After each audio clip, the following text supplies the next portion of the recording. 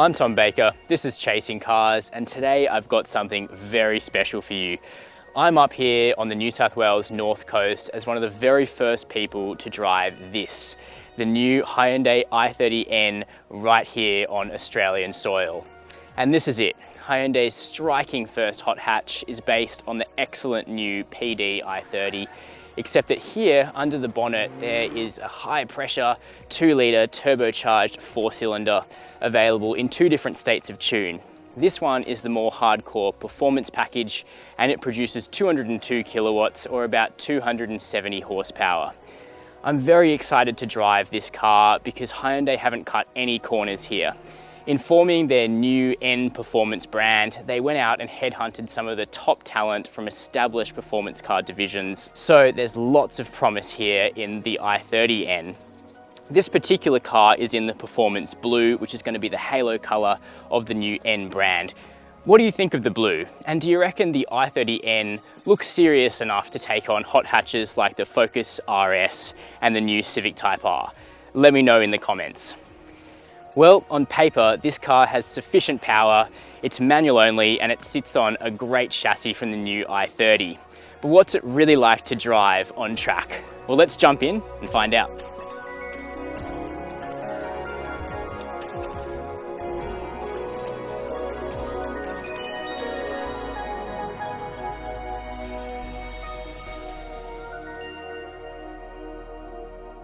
But first, let's jump into the i30 N and have a chat about the interior.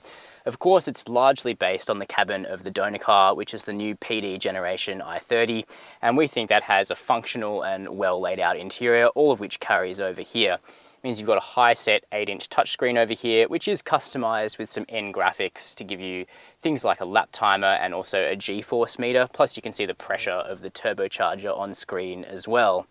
But really the standout is the blue stitching and the blue colouring that dots the interior. It's here on the leather and Alcantara seats, it's in the shift boot, and very prominently it's on the shortcut buttons on the steering wheel, one of which changes between the regular drive modes and the other one changes into the dedicated N drive modes. These seats are also very different to the standard car. They're heavily bolstered, and in a nod to BMW, they also have an adjustable leg extender to help people of all shapes and sizes get into a comfortable seating position. And the driving position I found today is generally good. Most of the touch points in here feel high quality. There is a little bit of hard plastic around the cabin to find, but overall for the price point, I'd be very satisfied with the i30 N's cabin. Like the Volkswagen Golf GTI, the Hyundai i30 N is actually 2 different cars. There's a standard version and then there's a more hardcore performance pack, which is what I'm driving now, although I've spent quite a few laps today driving that standard form car. That's if Hyundai Australia takes it. They haven't quite decided yet what the lineup of N's is going to be, but it's more likely than not that actually both of these cars will be coming down under. Now they do have some similarities. Both of them are 6-speed manual only. There's a really nice ball head shifter, a relatively light clutch and a mid-length throw. But overall this is a nice positive manual to drive. Not quite as nice as what you get in the Civic Type R, but definitely better than most. The manual does have automatic rev matching. It works well, but there's a dedicated button on the steering wheel to disable it if you prefer to heel and tow the car yourself.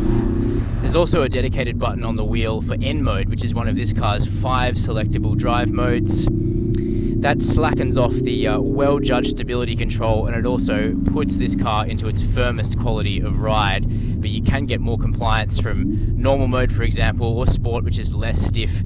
N custom, which is the 5th of the modes, actually is a little bit more compliant in order to encourage slightly higher grip levels. The standard car's exhaust actually sounds pretty great. There's plenty of pops and crackles. However, the suspension components, although it rides on the same adaptive dampers as the performance pack, parts of the suspension, including the bushes, plus the shock tune and the shock logic, are a little bit less sophisticated.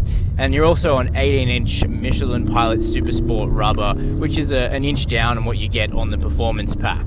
That said, the standard car is really impressive dynamically, and around this tight and technical rally circuit up here, just outside of Coffs Harbour in New South Wales, it was actually the standard car which gripped better thanks to that Michelin rubber, which just is able to find a little more grip on a dirty and dusty circuit. what both cars share is a really nice tenacious turn-in and generally high levels of mechanical grip. I think the turn-in from first impression is second only to the Civic Type R in this class. It feels really nice. The steering is also great. It's a different steering setup to the standard i30. It moves the power assistance from the wheel down to the rack itself.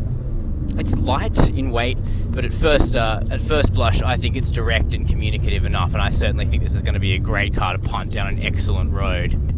But it's when you step up to the performance pack that this Hyundai really starts to make a lot of sense. Firstly, it's demonstrably quicker. So it shaves 0.3 seconds off the 0 to 100 time. That's because it's up to 202 kilowatts of power. And although torque is officially steady, there's an overboost function which gets it up to 378 Newton meters for at least 19 seconds at a time. However, if the conditions are right, you'll get that extra torque for longer than that. There are bigger brakes and they feel particularly resistant to fade in the performance pack, but also most critically, the performance pack has a dedicated front-end mechanical differential. Certainly in the standard car you feel like a diff would help, and it does. It makes a noticeable difference as the performance pack is able to just put that power down like right there and haul you out of a corner. The best hot hatches have a front-end diff. The Civic Type R, the Golf GTI Performance as we got, and then the excellent 40 years at the end of last year. But where the i30 N really differentiates itself is how it really does feel track adequate. These two have held up to real abuse on track today. Certainly this is a much more focused track car than the Golf GTI, and I think the fact the stock car is coming in at under 40 grand is going to teach the GTI a thing or two and be quite a rude shock when it hits the Aussie hot hatch market early next year. Of course, I'm going to have to drive these cars on the road in order to really form conclusive impressions, but out here on track, in an early drive of two i30Ns, I think it's pretty clear that this is Hyundai's next step change. N Division and the i30N is bloody impressive. Is there a brand out there demonstrating more of a plan and more discipline in executing that plan than Hyundai? If there is, I can't think of it. Instead of rushing into making performance cars, Hyundai waited until the rest of their brand commanded significant respect so that the world would listen. Well, down here in Sports Car Mad Australia, we are listening. On first impressions, the i30N dramatically lives up to expectations. At the predicted price point, this first-gen N ought to burst onto the hot hatch scene and upset quite a few comfortable established competitors that have become pretty expensive. If anything, I'm even more excited having now driven this car. Here we have what looks like a golden mix. The i30N is fast, fun, capable, practical, good-looking and well-equipped. On track it was great, and I can't wait to get it out onto the road in the near future.